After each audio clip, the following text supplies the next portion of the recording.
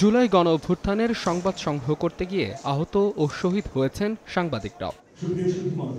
রোববার বিকেলে তথ্য ভবনে জুলাই শহীদ সাংবাদিকদের পরিবার ও আহত সাংবাদিকদের সম্মাননা জানাতে অনুষ্ঠান আয়োজন করে বাংলাদেশ সাংবাদিক কল্যাণ ট্রাস্ট।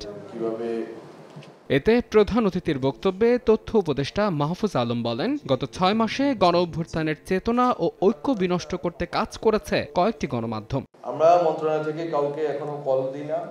এবারে গত ১ বছরে কাউকে কলও দেওয়া হয়নি, বাধ্য করা হয়নি কিছু করার জন্য, এবং করা হবেও না। গত ৬ মাসে অনেকগুলো হাউস, একটা নির্দিষ্ট গ্রুপ রাজনীতি এবং অনেক ক্ষেত্রে গণ অভ্যুত্থানের যেই আকাঙ্ক্ষা এবং একটা ঐক্যবদ্ধ বাংলাদেশের যে প্রচেষ্টা, সেটাকে মণ্ডল করার চেষ্টা করেছে।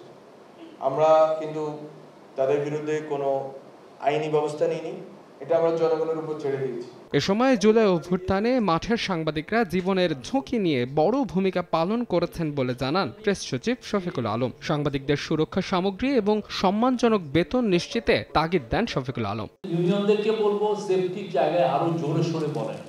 অনেক পূর্বাচলের হিসাব কিতাব করেছেন, আমাদের সাংবাদিককে বাঁচান, তাদের সেফটি ভেস্টটা লাগবে, সেফটি ইকুইপমেন্ট লাগবে, এটা খুবই এসেনশিয়াল।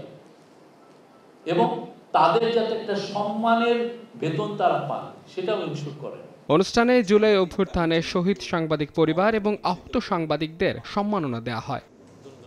মাহাদ ইসলাম ধ্রুব, সময় সংবাদ, ঢাকা।